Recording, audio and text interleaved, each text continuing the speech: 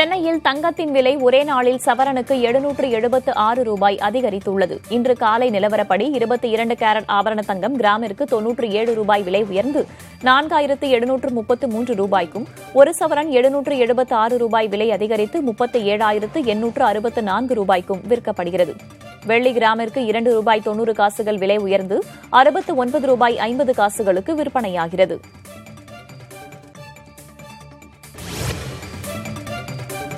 மதுரை வண்டியூர் கண்மாய் 5 ஆண்டுகளுக்கு பின்னர் நிரம்பியதால் மக்கள் மகிழ்ச்சி அடைந்திருக்கிறார்கள். நிவர் புயல், புரவி புயல் காரணமாக கடந்த 15 நாட்களாக மதுரையில் தொடர்ந்து பெய்து வரும் மழையில் மாநகரின் முக்கிய நிலத்தடி நீராதாரமான வண்டியூர் கண்மாய் நிரம்பி வடிந்து ஓடுகிறது. 687 ஏக்கர் பரப்பளவு கொண்ட வண்டியூர் கண்மாய் நிரம்பி இருப்பதால் அதனை ஒட்டியிருக்கும் கே நகர், அண்ணா நகர், மேலமடை, கோமதிபுரம் உள்ளிட்ட பகுதியில் நிலத்தடி நீர்மட்டம் உயரும் எனும் நம்பிக்கையில் மக்கள் மகிழ்ச்சி அடைந்திருக்கிறார்கள். ஆந்திர மாநிலம் விசாகப்பட்டினத்தில் விவசாயிகளுக்கு ஆதரவாக நடுசாலையில் ஆடி பாடி உற்சாகமாக மறியல் போராட்டம் நடத்தப்பட்டது. டெல்லியில் தொடர் போராட்டம் நடத்தி வரும் விவசாயிகளுக்கு ஆதரவாக ஆந்திர மாநிலம் விஜயவாடா, விஜயநகரம், விசாகப்பட்டினம் உள்ளிட்ட பகுதிகளில் பல்வேறு தரப்பினரும் போராட்டத்தில் ஈடுபட்டனர். விஜயவாடாவில் மாபெரும் பேரணியும், விஜயநகரத்தில் தொழிற்சங்கத்தினர் பேருந்துகளை இயக்காமல் வேலை நிறுத்தத்திலும் ஈடுபட்டனர். இதன் ஒரு பகுதியாக விசாகப்பட்டினத்தில் இந்திய மாணவர் சங்கத்தினர் சாலை மறியல் போராட்டத்தில் ஈடுபட்டனர். அப்போது இளம் பெண்களும் ஆடிப்பாடி மறியல் செய்தனர். சாலையின் ஒருபுறம் இளைஞர்களும் மறுபுறம் இளம் பெண்களும் கபடி விளையாடி உற்சாகத்துடன் போராட்டத்தில் பங்கேற்றனர்.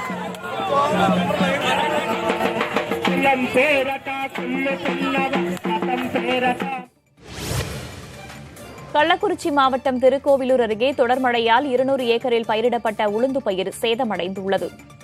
காட்டுப்பையூர் கிராமத்தில் நிவர் மற்றும் புரேவி புயலால் பெய்த தொடர் மழையின் காரணமாக 200 ஏக்கரில் பயிரிடப்பட்டிருந்த உளுந்து பயிர்கள் நோய் தாக்கத்தின் காரணமாக நிறம் மாறின.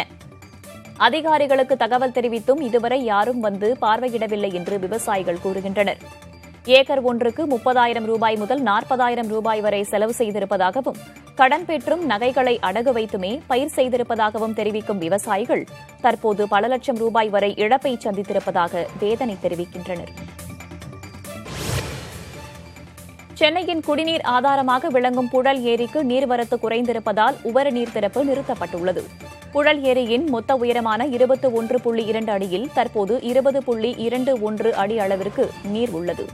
ஏரியின் மொத்த கொள்ளளவான 3,300 மில்லியன் கன அடியில் தற்போது 3,054 மில்லியன் கன அடி அளவிற்கு நீர் இருப்பு உள்ளது. தற்போது ஏரிக்கு நீர்வரத்து 148 கன அடியாக குறைந்திருப்பதால் உபரி நீர் திறப்பு நிறுத்தப்பட்டுள்ளது. செங்கல்பட்டு வரையே இயக்கப்பட்டு வரும் மின்சார ரயில்களை காஞ்சிபுரம் வரை இயக்க வேண்டும் என்று பயணிகள் கோரிக்கை விடுத்துள்ளனர்.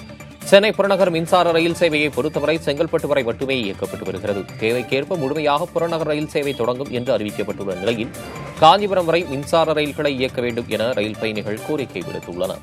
காஞ்சிபுரத்தில் இருந்து சென்னைக்கு தனியார் மற்றும் அரசு ஊழியர்கள், கல்லூரி மாணவர்கள் உட்பட பல்லாயிரக்கணக்கானோர் தினசரி மின்சார ரயிலை பயன்படுத்தி வந்த நிலையில் தற்போது இந்த சேவையை செயல்படுத்த வேண்டும் என்று கோரிக்கை எழுந்துள்ளது.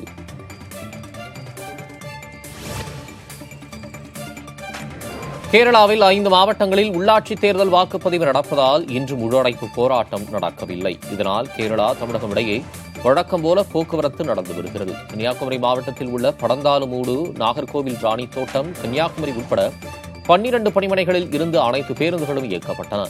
அதுபோல் வழக்கம் போல அனைத்து கடைகளும் திறக்கப்பட்டுள்ளன.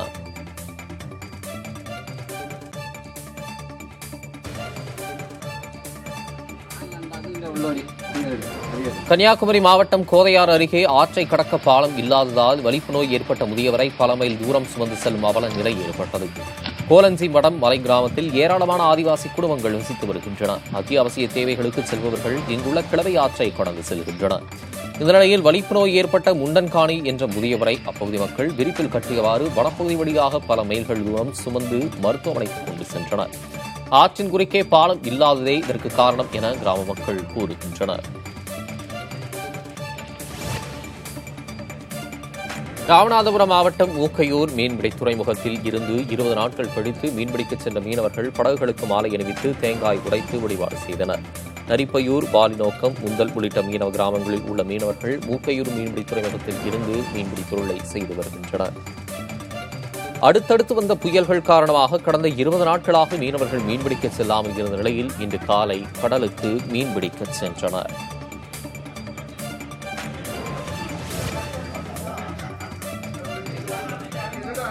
மதுரை மாவட்டத்தில் தொடர் திருட்டில் ஈடுபட்டு வந்த 2 கைது செய்யப்பட்டனர். அலங்காநல்லூர், ஒத்தக்கடை, கல்லாகுளம் ஆகிய இடங்களில் இருசக்கர வாகனங்கள் திருடுபோவதாக காவல்துறைக்கு புகார்கள் குவிந்தன. இந்த நிலையில் ஊமச்சிக்குளத்தில் வாகன திருட்டில் ஈடுபட்ட 2 பிடித்து காவல்துறையினர் விசாரித்தனர். அதில் ஒத்தக்கடையில் வசிக்கும் அருள்முருகன் மற்றும் 17 வயது சிறுவன் திருடியது தெரியவந்தது. இருவரையும் கைது செய்ததோடு அவர்களிடம் இருந்த 6 இருசக்கர வாகனங்கள், 10 செல்போன்கள், லேப்டாப், கமல் உள்ளிட்ட 5 லட்சம் ரூபாய் மதிப்பிலான பொருட்கள் பறிமுதல் செய்யப்பட்டன. மேலும் பெரியசாமி என்பவரை காவல்துறையினர் தேடி வருகின்றனர்.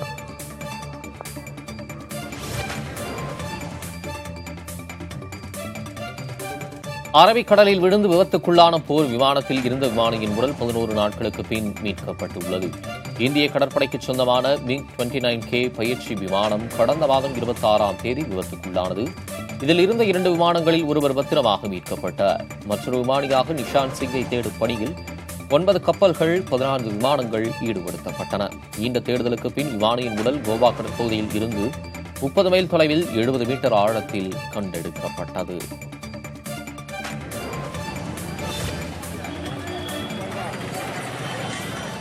நெல்லை மாவட்டம் பாபநாசநாதர் கோயிலில் பக்தர்கள் காணிக்கை செலுத்திய நகைகள் காணாமல் போன சம்பவம் அதிர்ச்சியை ஏற்படுத்தியுள்ளது. தென் மாவட்டங்களில் பிரசித்தி பெற்ற சிவாலயங்களில் ஒன்றாக பாபநாசத்தில் பாபநாசநாதர் கோயில் உள்ளது. இங்கு வரும் பக்தர்கள் கோயில் உண்டியல்களில் தங்கம், வெள்ளி மற்றும் பணம் உள்ளிட்டவற்றை காணிக்கையாக செலுத்துகின்றனர். இந்த நிலையில் கோயில் நிர்வாக அதிகாரி ஜெகநாதன் வழக்கம் போல நகைகளை ஆய்வு செய்தார். அப்போது கோயில் நகைகள் குறைந்திருப்பதை கண்டறிந்துள்ளார். இது தொடர்பாக விக்ரமசிங்கபுரம் காவல் நிலையத்தில் புகார் அளித்தார். அதன் பேரில் காணாமல் போன நகைகள் உள்ளிட்டவை குறித்து காவல்துறையினர் விசாரித்து வருகின்றனர்.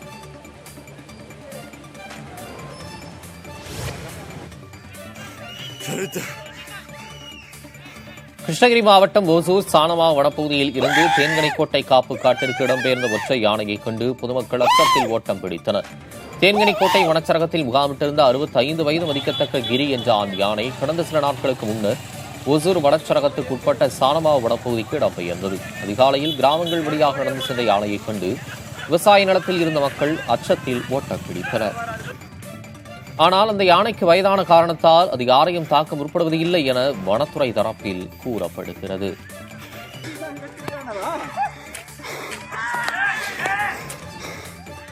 விவசாயிகளுக்கு விலை உத்தரவாத ஒப்பந்தம் மற்றும் விவசாய சேவைகள் சட்டம் ஆகிய 3 புதிய வேளாண் சட்டங்களுக்கு எதிராக இந்த போராட்டம் நடத்தப்பட்டது.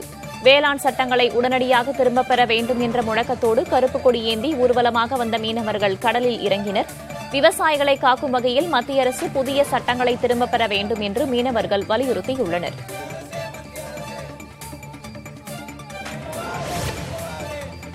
திருவண்ணாமலை மாவட்டம் வந்தவாசியில் தொடர் மழையின் காரணமாக 4 ஏரிகள் முழு கொள்ளளவை எட்டியுள்ளன. மருதாடு, வெண்குன்றம், காவேரிப்பாக்கம், விருதூர் ஆகிய 4 ஏரிகளும் தற்போது முழு கொள்ளளவை எட்டி உபரிநீர் வெளியேற்றப்படுகிறது. உபரிநீர் கலங்கல் வழியாக வெளியேறும் காட்சிகள் கழுகு பார்வையில் தெளிவாகவும் அழகாகவும் தெரிகின்றன. இந்த ஏரிகள் மூலம் சுமார் 4000க்கும் மேற்பட்ட ஏக்கர் நிலங்கள் பாசன வசதி பெறுகின்றன. சென்னை மேடவாக்கம் ஏரியிலிருந்து வெளியேறும் நீர் குடியிருப்பு பகுதிகளுக்குள் செல்வதால் பொதுமக்கள் அவதியடைகின்றனர். மேடவாக்கம் ஊராட்சிக்குட்பட்ட நல்லத்தம்பி நகர், கோல்டன் அவென்யூ, சரஸ்வதி நகர் உள்ளிட்ட பகுதிகளில் இருக்கும் குடியிருப்புகளை வெள்ள நீர் சூழ்ந்து பெருக்கெடுத்து ஓடுகிறது. இப்பகுதிகளில் உள்ள தாழ்வான பகுதிகளில் வீடுகளில் மழைநீர் புகுந்துள்ளது. ஆக்கிரமிப்புகள் காரணமாக மழைநீர்கள் செல்ல வழி இல்லாததால் தெருக்களில் தண்ணீர் ஓடுவதாகவும் அதில் பாம்புகள் வருவதாகவும் அப்பகுதி மக்கள் அச்சம் தெரிவிக்கின்றனர்.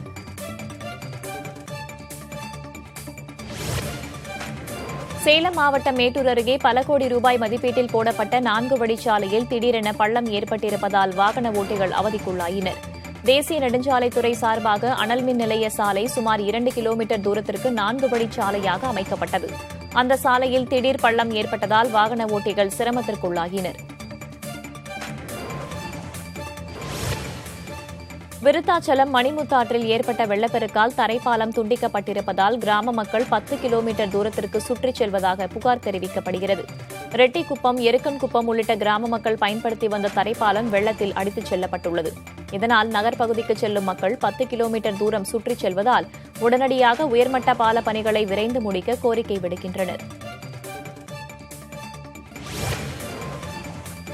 சேலம் மாவட்டம் ஓமலூரில் சூதாட்டத்தில் ஈடுபட்ட 16 பேரை தனிப்படை காவலர்கள் கைது செய்தனர். திண்டமங்கலம் பகுதியில் சூதாட்டம் நடைபெறுவதாக வந்த புகாரை அடுத்து தனிப்படை காவலர்கள் தீவிர தேடுதல் வேட்டை நடத்தினர். அப்போது செங்கல் சூளையில் பணத்தை வைத்து சூதாட்டத்தில் ஈடுபட்ட 16 பேரை சுற்றி வளைத்து கைது செய்தனர். அவர்களிடமிருந்து 5 லட்சம் ரூபாய் மற்றும் வாகனங்கள் பறிமுதல் செய்யப்பட்டன. கைதானவர்கள் சேலம், நாமக்கல், ஈரோடு உள்ளிட்ட பகுதிகளில் பெரிய அளவில் சூதாட்டத்தில் ஈடுபட்டது விசாரணையில் தெரியவந்தது. திருவண்ணாமலை மாவட்டத்தில் 13 வயது பழங்குடியின சிறுமியை மத போதகர் ஒருவர் கடத்திச் சென்றதாக சிறுமியின் பெற்றோர் ஆட்சியரிடம் புகார் அளித்துள்ளனர். ஜெயராஜ் என்பவர் மலை கிராமங்களில் மத போதனைகளில் ஈடுபட்டு வந்த நிலையில் அங்கிருந்த 13 வயது சிறுமியுடன் ஜெயராஜ் காணாமல் போனதாக கூறப்படுகிறது. இதனால் சிறுமியின் பெற்றோர் காவல் நிலையத்தில் புகார் அளித்த நிலையில் இது தொடர்பாக சென்னை உயர்நீதிமன்றத்தில் ஆட்கொணர்வு மனுவையும் தாக்கல் செய்துள்ளனர்.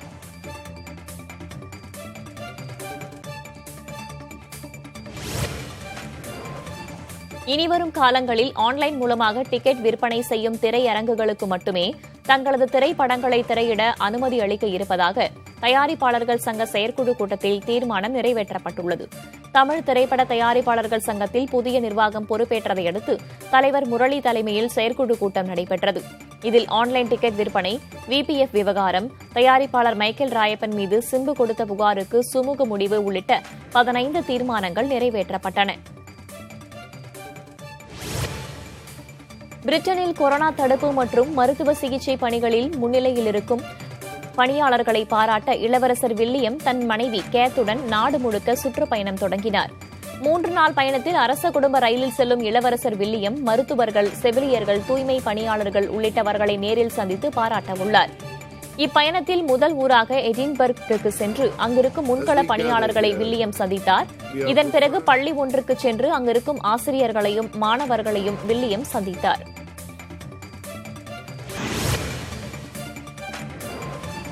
பங்குச் சந்தைகளில் உயர்வு நீடிக்கிறது. மும்பை தேசிய பங்குச் சந்தைகள் மேலும் புதிய உச்சத்துடன் வணிகத்தை முடித்துள்ளது. திங்களன்று 500 புள்ளிகளுக்கு மேல் உயர்ந்து 45,000 கடந்த சென்செக்ஸ் செவ்வாயன்று 182 புள்ளிகள் அதிகரித்து 45,608 ஆனது. தொடர்ந்து 6வது நாளாக உயர்வு கண்ட நிப்டி 37 புள்ளிகள் அதிகரித்து 13,392 புள்ளிகளில் நிறைவடைந்தது. நடிகர் சரத்குமாருக்கு கொரோனா தொற்று உறுதி செய்யப்பட்டுள்ளது. இதனை அடுத்து ஹைதராபாத்தில் உள்ள தனியார் மருத்துவமனையில் அவர் சிகிச்சை பெற்று வருகிறார். அறிகுறிகள் எதுவும் இன்றி ஆரோக்கியமாக இருப்பதாகவும் மருத்துவ குழுவினரின் கண்காணிப்பில் சரத்குமார் இருப்பதாகவும் அவரது மனைவி ராதிகா மற்றும் மகள் வரலட்சுமி ஆகியோர் தங்கள் டுவிட்டர் பக்கங்களில் தெரிவித்துள்ளனர்.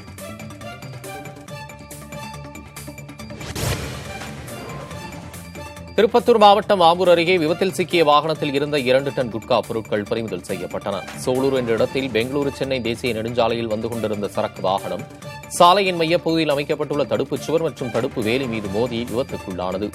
அதில் இருந்த ஓட்டுநர் திடீரென தப்பி ஓடியதால் வாகனம் சாலையில் நின்றது. தகவல் அறிந்து சென்ற ஆம்பூர் கிராமிய காவல்துறையினர் வாகனத்தை சோதித்தபோது அதில் இருந்த 2 டன் அளவிலான தடை செய்யப்பட்ட குட்கா பொருட்கள் கைப்பற்றப்பட்டன.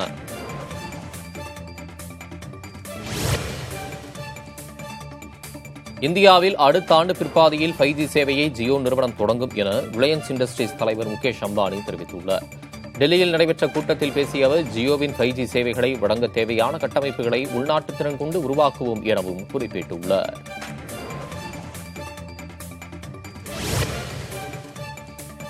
இயக்குநர் ப. ரஞ்சித் தயாரிப்பில் சமுத்திரக்கனி நடிக்கும் படத்துக்கு ரைட்டர் என தலைப்பு வைக்கப்பட்டுள்ளது. பரியேறும் பெருமாள், குண்டு ஆகிய படங்களை தயாரித்த ப. ரஞ்சித்தின் தயாரிப்பில் அடுத்ததாக ரைட்டர் எனும் திரைப்படம் உருவாக உள்ளது.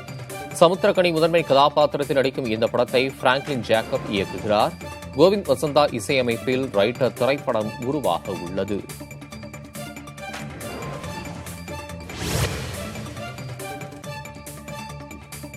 நெய்வேலியில் ரசிகர்களுடன் விஜய் எடுத்துக்கொண்ட செல்ஃபி புகைப்படம் ட்விட்டரில் சாதனை படைத்துள்ளது. லோகேஷ் கனகராஜ் இயக்கத்தில் விஜய் நடிப்பில் உருவாகியுள்ள மாஸ்டர் திரைப்படத்தின் படப்பிடிப்பு நெய்வேலியில் நடந்தது. படப்பிடிப்பு தளத்தில் நடிகர் விஜயை பார்க்க ஏராளமான ரசிகர்கள் குவிந்தனர். அப்போது படப்பிடிப்பு தளத்தில் இருந்த பேருந்து மீது ஏறி ரசிகர்கள் கூட்டத்துடன் நடிகர் விஜய் செல்ஃபி எடுத்தார். இந்த செல்ஃபி புகைப்படம் ட்விட்டரில் ட்ரெண்ட் ஆனது. இந்நிலையில் 2020ஆம் ஆண்டு ட்விட்டர் தளத்தில் அதிகம் பேரால் ரீட்வீட் செய்யப்பட்ட ட்வீட் என்ற சாதனையை இந்த செல்ஃபி பிடித்துள்ளது. இந்திய கிரிக்கெட் அணியின் கேப்டன் விராட் கோலி தனக்கு குழந்தை பிறக்க இருப்பதை அறிவித்த ட்விட்டர் பதிவு அதிகம் பேரால் லைக் செய்யப்பட்டது என்ற சாதனையை படைத்துள்ளது. அரசியலை பொறுத்தவரை கொரோனா விழிப்புணர்வு தொடர்பாக தனது வீட்டில் பிரதமர் மோடி விளக்கேற்றிய படம் அதிகம் பேரால் ரீட்வீட் செய்யப்பட்டுள்ளது.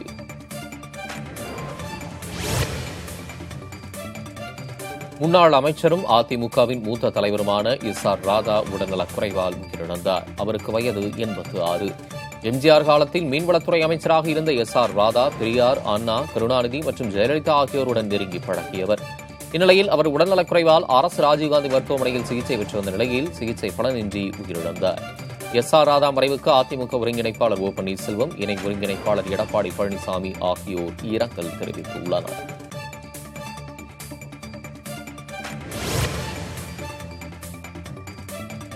திருவண்ணாமலை மாவட்டம் வந்தவாசியில் தொடர் மழை காரணமாக 4 ஏரிகள் முழு கொள்ளளவை எட்டியுள்ளன. இவற்றின் கழுகு பார்வை காட்சிகளை பார்க்கிறோம். மருதாடு, வெண்குன்றம், காவேரிப்பாக்கம், திருதூர் ஆகிய 4 ஏரிகளும் தற்போது முழு கொள்ளளவை எட்டி உபரி நீர் வெளியேற்றப்படுகிறது. உபரி நீர் கலங்கள் வழியாக வெளியேறும் காட்சிகள் கழுகு பார்வையில் தெளிவாகவும் அழகாகவும் தெரிகின்றன. இந்த ஏரிகள் மூலம் சுமார் 4000த்திற்கும் மேற்பட்ட ஏக்கர் நிலங்கள் பாசன வசதி பெறுகின்றன. 4 ஏரிகளும் நிரம்பி உள்ளதால் இந்த முறை பாசனத்திற்கு எந்த பிரச்சனையும் வராது என்கின்றனர் விவசாயிகள்.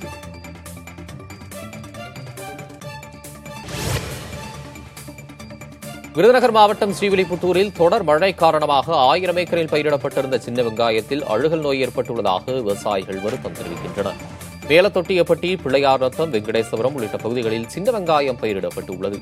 தற்போது அறுவடைக்கு தயாராக உள்ள சின்ன வெங்காய பயிரில் திருக்கல் நோய், அழுகல் நோய் ஏற்பட்டு முழுவதுமாக சேதமடைந்துள்ளதாக கூறும் விவசாயிகள் அரசு உரிய நிவாரணம் வழங்க வேண்டும் என்று கோரிக்கை விடுக்கின்றனர்.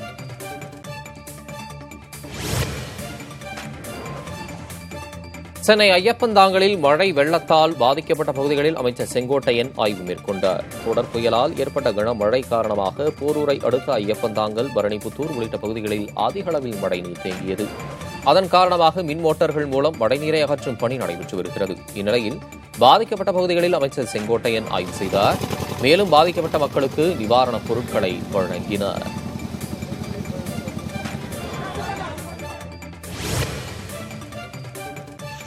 தூத்துக்குடியில் கனமழை பெய்து வரும் நிலையில் கடற்கரை சாலையில் கட்டி முடிக்கப்படாத கழிவுநீர் ஓடையால் வாகன ஓட்டிகள் விபத்தில் சிக்கும் நிலை ஏற்பட்டுள்ளது.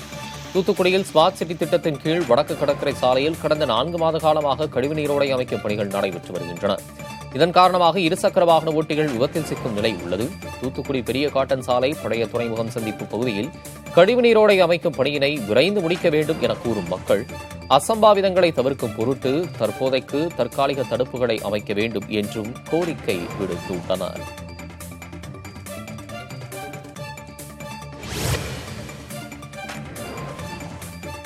வேதாரண்யம் அருகே ஆறுகாட்டுத்துறையில் இருந்து கடலுக்கு சென்ற படகு அலையில் சிக்கி கவிழ்ந்தது. நிவர், புரவி புயல் எச்சரிக்கையால் கடலுக்கு செல்லாத வேதாரண்ய மீனவர்கள் இன்று அதிகாலையில் இருந்து மீன்பிடிக்க சென்றனர்.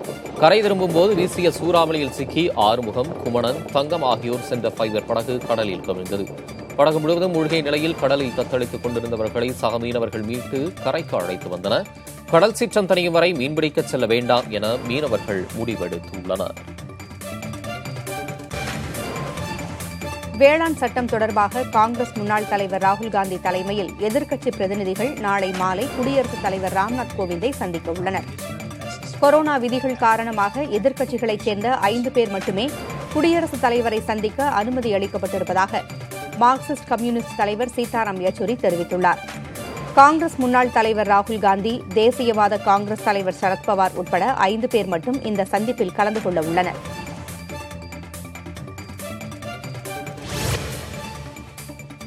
விவசாயிகளுக்கு எதிராக பிரதமர் நரேந்திர மோடி எந்த நடவடிக்கையும் எடுக்க மாட்டார் என கர்நாடக மாநில முதலமைச்சர் எடியூரப்பா தெரிவித்துள்ளார். பெங்களூருவில் செய்தியாளர்களை சந்தித்த அவர், முழு அடைப்பு போராட்டத்துக்கு கர்நாடகாவில் யாரும் ஆதரவு தெரிவிக்கவில்லை என்று கூறினார்.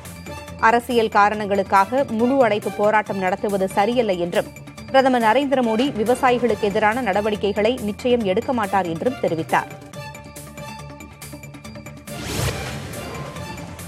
ரஜினிகாந்த் முதல்வர் இருக்கையில் அமர்ந்தது போன்ற புகைப்படத்துடன் நாளைய முதல்வரே என்ற வாசகங்கள் அடங்கிய சுவரொட்டிகள் மதுரையில் ஒட்டப்பட்டுள்ளன. ஜனவரி 1ஆம் தேதி கட்சி தொடங்க இருப்பதாக நடிகர் ரஜினிகாந்த் தெரிவித்திருப்பதை அடுத்து ரசிகர்களிடையே எதிர்பார்ப்பு அதிகரித்துள்ளது.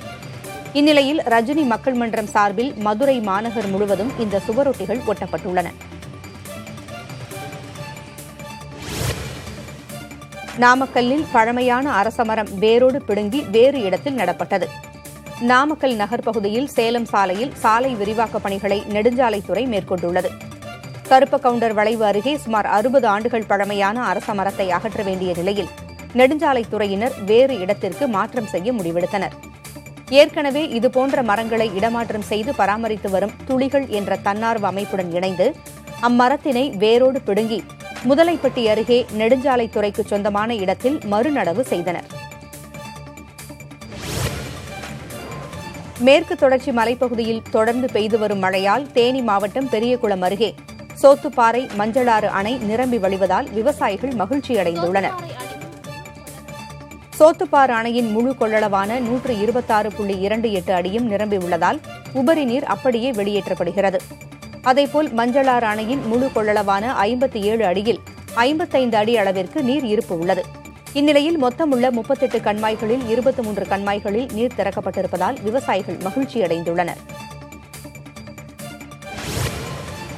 பெங்களூரு இடையே மின்சார ரயில் சேவை தொடங்கப்பட்டுள்ள நிலையில் முன்னறிவிப்பு இல்லாததால் 10 பேர் மட்டுமே பயணம் செய்தனர். ஓசூர் பெங்களூரு இடையே உள்ள ரயில் பாதையை மின்மயமாக்கும் பணிகள் முடிவடைந்ததால் ரயில் சேவை தொடங்கப்பட்டுள்ளது. ஆனால் ரயில்வே நிர்வாகம் சார்பில் எந்தவித முன்னறிவிப்பும் கொடுக்காததால் குறைந்த அளவிலான பயணிகள் மட்டுமே ரயிலில் பயணம் செய்தனர். வருகிற 17ஆம் தேதி வரை முதல்கட்டமாக இந்த ரயில் இயக்கப்படும் நிலையில் வாரத்தில் 6 நாட்களுக்கு தினமும் ஒருமுறை மட்டும் இயக்கப்படும் என ரயில்வே நிர்வாகம் தெரிவித்துள்ளது. காவிரி நீர்பிடிப்பு பகுதிகளில் பெய்து வரும் மழையின் காரணமாக மேட்டூர் அணைக்கான நீர்வரத்து அதிகரித்து வருகிறது. அணைக்கான நீர்வரத்து வினாடிக்கு 7000 கன அடியாக உள்ளதாலும் வினாடிக்கு 500 கன அடி நீர் திறக்கப்படுவதாலும் அணையின் நீர்மட்டம் தொடர்ந்து உயர்ந்து வருகிறது. அணையின் நீர்மட்டம் 103.52 அடியாகவும் நீரிருப்பு 69.48 டிஎம்சியாகவும் உள்ளது. விஜய் சேதுபதியின் அடுத்த படத்தை இயக்குநர் பொன்ராம் இயக்கவுள்ளார். வருத்தப்படாத வாலிபர் சங்கம், ரஜினி முருகன் படங்களின் மூலம் பிரபலமடைந்தவர் இயக்குநர் பொன்ராம். இவர் இயக்கத்தில் உருவாகியிருக்கும் எம்ஜிஆர் மகன் திரைப்படம் வெளியீட்டுக்கு தயாராக உள்ளது. இந்நிலையில் விஜய் சேதுபதி நடிப்பில் ஒரு படத்தை இயக்குவதற்கான பணிகளை பொன்ராம் தொடங்கியுள்ளார். அதற்கான கதை விவாத பணிகளில் ஈடுபட்டு வரும் அவர் ஏப்ரல் மாதம் படப்பிடிப்பை தொடங்க திட்டமிட்டிருக்கிறார். முன்னதாக மணிரத்னம் தயாரிக்கும் நவரசா ஆந்தாலஜி படத்தின் ஒரு பகுதியை பொன்ராம் இயக்குகிறார். கடலூர் மாவட்டம் விருதாச்சலம் அருகே உள்ள சின்னவடவாடி ஏரி நிரம்பியதால் 23 கிராம மக்கள் மகிழ்ச்சி அடைந்துள்ளனர். சின்னவடவாடி கிராமத்தில் உள்ள இந்த ஏரியை நம்பி எருமனூர், சின்னவடவாடி, வயலூர் உள்ளிட்ட 23 கிராம மக்கள் சம்பா சாகுபடி செய்துள்ளனர். தற்போது தொடர் மழை காரணமாக இந்த ஏரி நிரம்பி வழிகிறது. இருந்தபோதிலும் ஏரியின் உள்பகுதியில் மண்டி கிடக்கும் காட்டு அமணக்கை அகற்றி கரையை பலப்படுத்த வேண்டும் என விவசாயிகள் கோரிக்கை வைக்கின்றனர். காவிரி நீர்பிடிப்பு பகுதிகளில் பெய்து வரும் மழையால் கிருஷ்ணகிரி மாவட்டம் பிலிகுண்டலு காவிரி ஆற்றில் நீர்வரத்து 9500 கன அடியாக அதிகரித்துள்ளது. பிலிகுண்டலுவிற்கு நீர்வரத்து 7000 கன அடியிலிருந்து 9500 கன அடியாக அதிகரித்துள்ளது. நீர்வரத்து அதிகரிப்பால் ஒகேனக்கல் மெயினருவி, ஐந்தருவி, சினியருவி உள்ளிட்ட அருவிகளில் பெருமளவு தண்ணீர் கொட்டுகிறது. சென்னையில் வாடிக்கையாளர் போல வந்து 2 செல்போன்களை திருடிச் சென்ற நபரை சிசிடிவி காட்சிகளை கொண்டு காவல்துறையினர் தேடி வருகின்றனர்.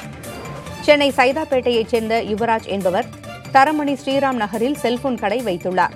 இவரது கடைக்கு கடந்த 28ஆம் தேதி வந்த அடையாளம் தெரியாத நபர் உரிமையாளர் யுவராஜின் கவனத்தை திசை திருப்பி 2 செல்போன்களை திருடிச் சென்றார்.